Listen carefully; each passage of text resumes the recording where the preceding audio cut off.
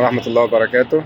أنا أيمن، مصفر شعر رجالي، حلاق رجالي، شغال في المملكة العربية السعودية. بحكم شغلي ووضعية شغلي يعني بيجيني ناس كتير قرعة، بيجيني ناس كتير عندها صلع وراثي، عندها ففي ناس هنا بحكم ما شاء الله إن مش لاقي إن واحد يعمل ميكس ما بين إن يزرع وبين إن الاقتطاف يكون بطريقه ما توضحش او ما تبانش ان انا زارع. ما شفتش الحركه دي غير فين؟ غير عند الدكتور عبد الرحمن الهلالي. الحمد لله طبعا كان راحه نفسيه، الحمد لله. كلام حضرتك مريح، اسلوب حضرتك، الطاقم اللي شغال مع حضرتك ما شاء الله. غير النتيجه يعني كل ده وانا ما كنتش بقيم النتيجه، ما كنتش لسه شايف، ولكن النتيجه الحمد لله.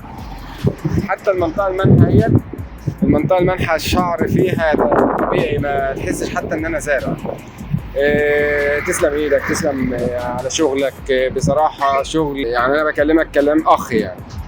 شغل كويس جدا ما شاء الله، وربنا يبارك لك ومن نجاح لنجاح، ودايما في تطور، ودايما كده يعني مشرف المنصورة ومشرف مصر ومشرف نفسك بنفسك يعني.